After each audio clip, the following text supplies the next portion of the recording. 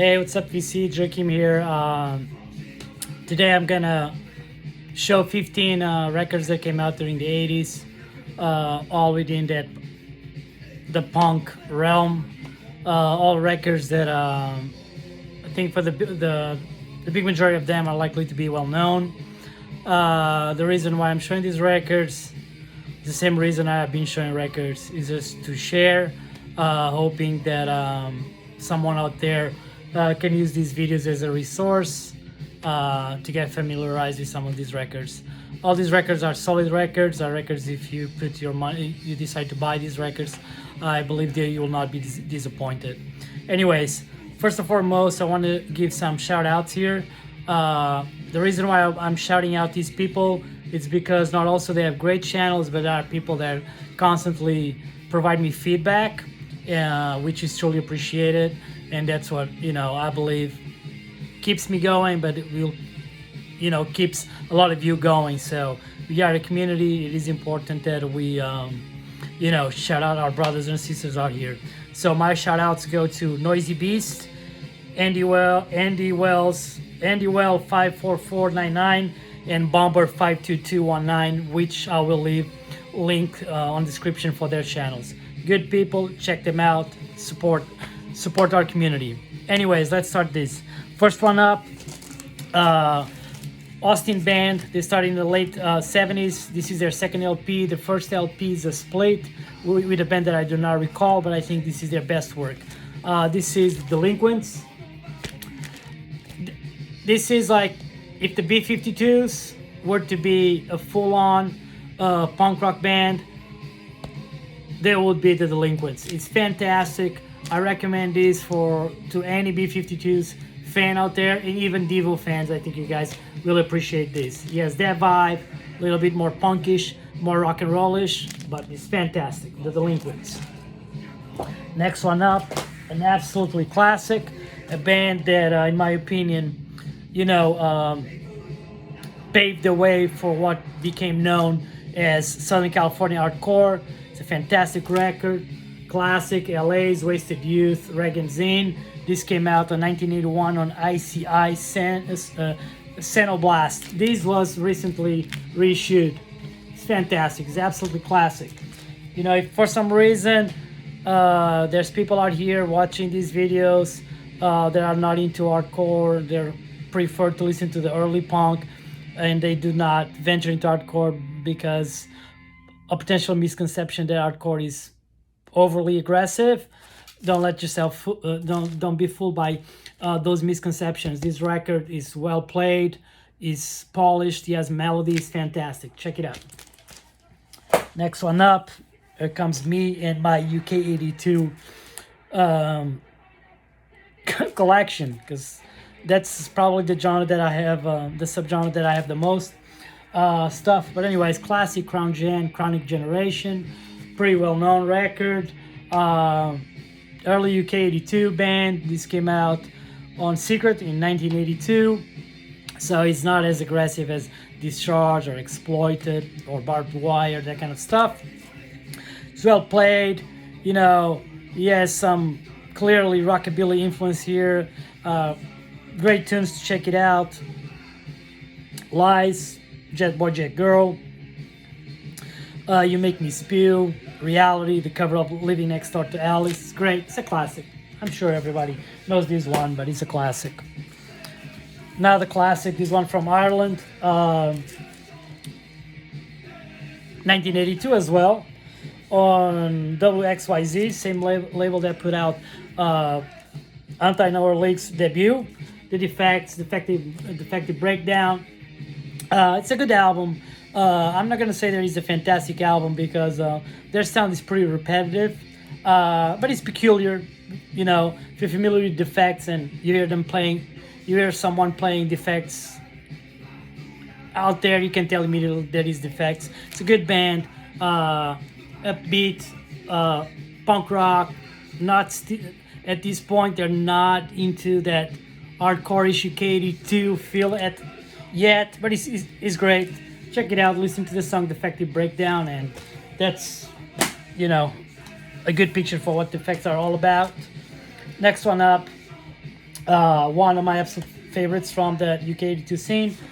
The Enemy, Gateway Well. This is great. You know, The Enemy. They have. I think I showed the Attack album Zombies before, and I said that it's a band that has like a darker tone to it. You know, even like the subjects that they write about it are a little bit darker, such as death and all, things of that nature. The Enemy, they do align with that, but they're better than the Attack. Their musicianship is more complex, if you can even, you know, use the word complexity when you're talking about early punk, because everything is pretty straightforward. But they're great. They have anthemic songs, pretty good. Check it out. Listen to the song "Prisoner of War" or "50,000 Dead," or you know, "Society's Fools," "Murder on the Streets." It's a great album, and these guys were cool. Check them out. Good band. This one came out in 1983. This is Serious Drinking. This is a band, you got everything in here. Punk, pop rock, a little bit power pop, new wave, two-tone. Pretty good band, smart lyrics. It's one of those records that if you buy this record, if you listen to this record and it appeals to you and you end up buying it, you'll be one of those records that you will never rate this record super high, but it's a record that you put on your turntable, and as soon as you realize you listen to the full record, you know, and it's an enjoyable experience. It's great. Check it out. Songs such as "The Revolution Starts at Closing Time," "The Weird Son of an Angry Bastard," "Really Good Bloke," "I'm on Drugs," and "Love on the Terraces." Yeah, it's a fun record. It's worth it to give it a try. One fantastic record. Second album by White Flag, Third Strike. It's my favorite by far by them. Another band that I feel that some people might not give them a try because of their name, White Flag. You know, it comes across as a jokester band, which indeed they're a band that uses quite a lot of humor, but they're really good musicians. They have that early Southern California hardcore sound. It's pretty good. This record is fantastic. It's another record that you'll put it on turntable and you listen to the record entirely, and you have fun doing it. Great. This came out, 1984. What's the name of the label? Gazatanka. There's like a weird ass name. Let's forget the name of that. Gosh, forget about it. Anyways, you get the picture. Next one up, I'm showing. It is one of my favorite early Canadian hardcore bands, along with Subhumans and DOA. They Stretch Marks. What do you see? This is pretty good. You can hear DOA, early DOA in this, but I absolutely love the vocal delivery of this record. It's really good, man. They really play. It's a tight band, and they really play. This came out on BYO 1984. I believe I already said it. It's just great. Give this record a try. I know it's one of those that falls under the radar. It's pretty good. Classic. Next one up, an hardcore band.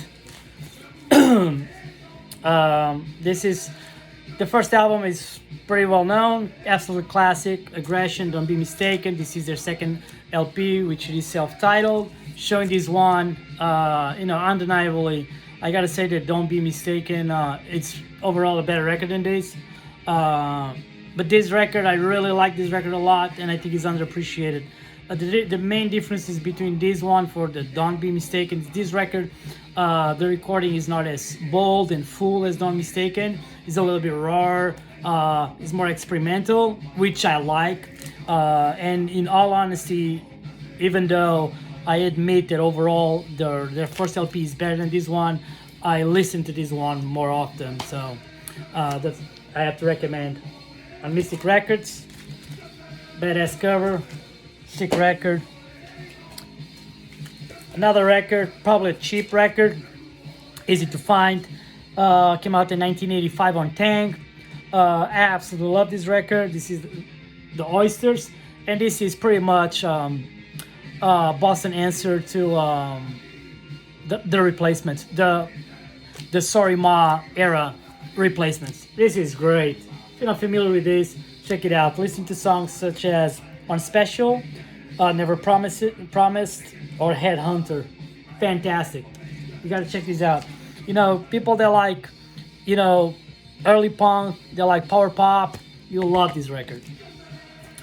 Talking about answers, here's the answer to LA air metal, glam rock, whatever, from London. This is hilarious. The Babysitters. This came out 1985 on Heavy Metal Records. They have a hit which is on this record called "I Want to Be on TV." I'm pretty sure that thing, they used to show that video at Bangers Ball and stuff like that. But this is not. There's nothing metal about this. This is pretty much like punk meets glam rock with punk meets glam rock and hard rock. It's just funny band. Rock and Roll Chicken, All Right, Okay, American Toys, cover of Chuck Berry's No Particular Place, and a great song, Everybody Loves You When You're Dead. I know, the cover is absolutely fucking outrageous. Nobody will buy this record by its cover, but check them out. They're a good band. One for all the early Australian punk fans out there. If you love the Saints, if you love the Radio Birdman, and you never heard the Seminal Rats, do yourself a favor and go get this. This is a fantastic record. This came out 1987 on What Goes On Records. Yeah, Goes On Records. This is great. Of course, not as good as the Saints, not as good as Radio Birdman, but you can hear both in them. Tight musicianship, rock and rollish, very punk driven. It's fantastic. And I assume that is a record also pretty cheap. Another Boston band, Last Stand, Boston Calling. This came out on Oi Records, 1988. The cover might make you believe that this is Clash worship. Yeah, there's some Clash influences, but they do not sound like the Clash whatsoever. They almost sound like a it sounds like a Boston band that was caught in between the transition of, early Boston punk to the early hardcore punk scene. They're more punk than hardcore by far. However, one thing that I like about this band that is peculiar, there's a decent amount of songs that they do sound like the Bruisers, especially the vocal delivery. They do sound like the Bruisers, which is a band that I absolutely love, and that's why I'm showing this record out here. Check the song Treason and you'll get like the Bruisers vibe immediately. Fantastic. There's a record that it's gonna be tough to describe this. This is Guitar Gangsters. Came out on 1989 on Link Records. So this is one of those bands that were like from the Captain Noi catalog. I'm one of those guys that got into punk and lived fully through the 90s punk scene, and I got exposed to them. And it was a band that was very popular with they used to play a lot at the festival Holidays in the Sun that evolved to become what it is today, the Rebellion. But I was lucky enough to attend those Holiday in the Sun festivals and being exposed to the Guitar Gangsters. They're like, there's Buzzcocks in here, there's Vibrators, there's The Boys, but it's, more late 80s, almost touching the early 90s sound.